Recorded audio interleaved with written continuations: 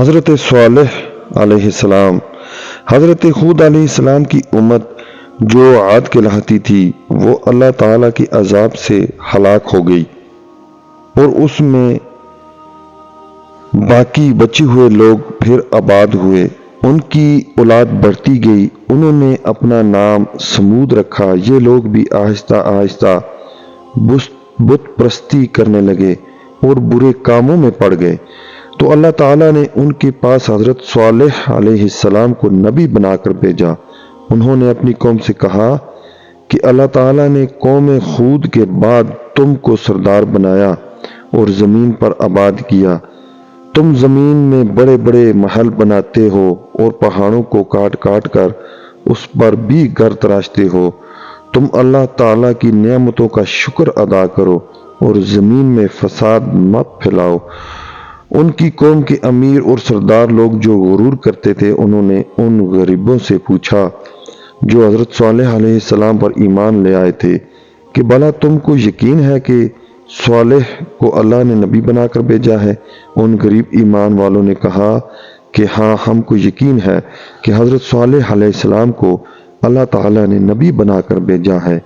اس پر مغرور امیر کہنے لگے کہ اچھا، تم ایمان لاؤ، ہم تو ایمان نہیں لاتے۔ ان امیر لوگوں کو یہ تعجب ہوا کہ اگر اللہ پاک کسی کو نبی بنا کر بھیجتے تو ہم امیروں میں سے کسی کو نبی بناتے۔ حضرت صالح علیہ السلام برابر اللہ تعالیٰ کا پیغام ان کو پہنچاتے رہے، مگر کوئی ان کی نہ سنتا بلکہ الٹا مذاق اڑاتے۔ بلکہ آخر میں ان لوگوں نے فیصلہ کر لیا کہ حضرت صالح علیہ السلام سے کہا جائے کہ اگر سچے نبی ہیں تو اس پہاڑ میں سے اونٹنی پیدا کر دیں، ہم آپ پر ایمان لے آئیں گے اور جانیں گے کہ آپ سچے نبی ہیں۔ حضرت صالح علیہ السلام نے اللہ سے دعا کی، اللہ تعالیٰ تو سب کچھ کر سکتے ہیں۔ اللہ تعالیٰ نے حضرت صالح علیہ السلام کی دعا قبول کی اور ایک پہاڑ سے اونٹنی کو پیدا کر دیا، لیکن ان کی قوم یہ سچائی دیکھنے کے بعد پھر بھی ایمان نہ لائی۔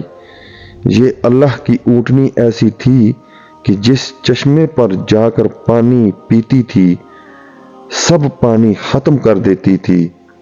اب تو ان کی قوم کے لوگ اور بھی پریشان ہوئے۔ حضرت صالح علیہ السلام نے اپنی قوم سے کہا کہ دیکھو، اس اونٹنی کے لیے باری مقرر کر لو، اگر روز تمہارے جانور چشمے سے پانی پیئیں اور ایک روز یہ اونٹنی پیئے، لیکن دیکھو اس کو بری نیت سے ہاتھ نہ لگانا، یعنی اس کو تکلیف نہ پہنچانا، ورنہ تمہارے حق میں اچھا نہیں ہوگا۔ کچھ روز تک تو وہ اونٹنی کو حیرت سے دیکھتے رہے کہ ان کی قوم کے چند لوگوں نے مشورہ کر کے اونٹنی کو مار ڈالا۔ حضرت صالح علیہ السلام کو اس کی خبر ہوئی تو آپ کو بہت رنج ہوا اور انہوں نے اپنی قوم سے کہا کہ میں نے تم کو منع کیا تھا کہ اس اونٹنی کو تکلیف مت دینا، ورنہ تم جلد اللہ کا عذاب آئے گا، مگر تم نے نہ مانا۔ اب تم لوگ اپنے گھروں میں 3 روز اور مزے کر لو، اس کے بعد اللہ تعالیٰ کا عذاب آئے گا جو تم سب کو ختم کر دے گا۔ چنانچہ ایسا ہی ہوا۔